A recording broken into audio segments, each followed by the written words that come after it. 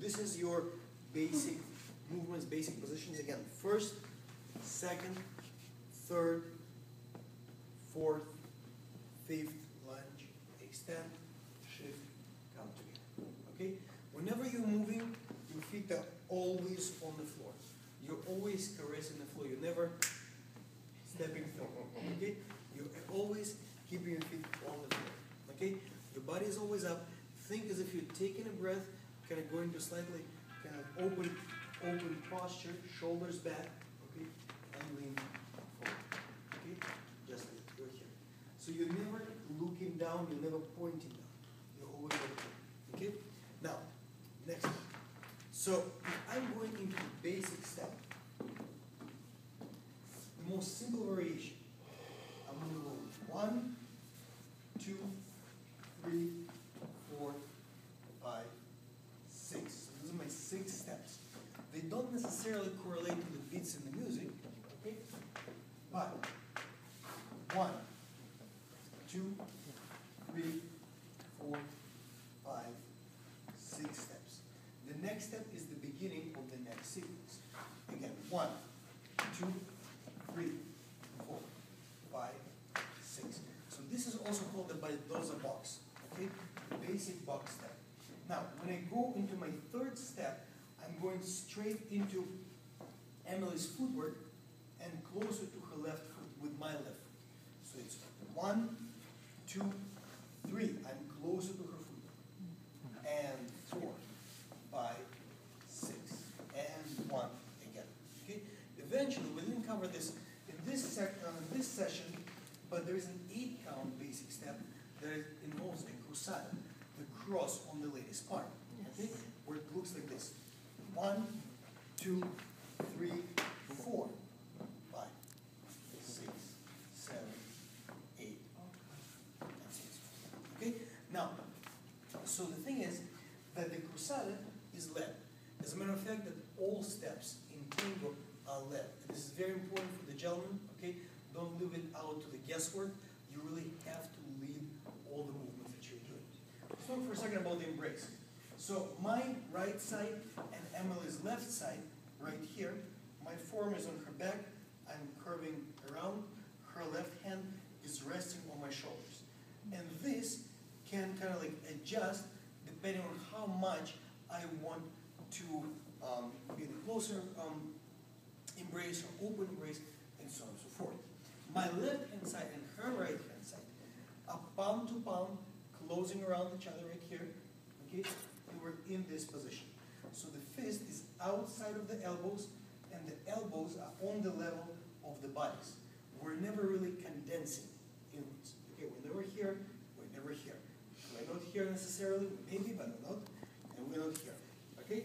For the basic embrace, on the level, the fist has to be on the level of the lady's shoulder, right here. The structure generally remains steady. Okay? So we're going to, for every action, there is an equal and opposite reaction.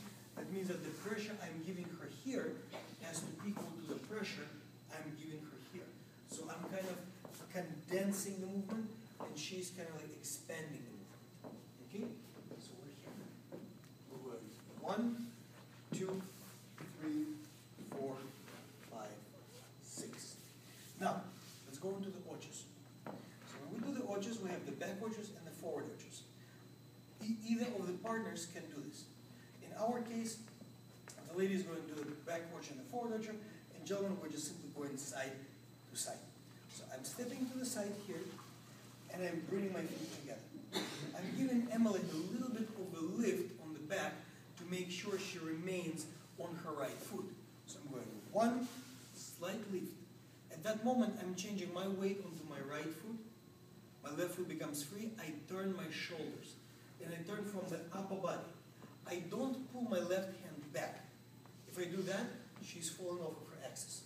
So I'm stepping side, create a lift, create a turn. Then I'm stepping side and move together with her.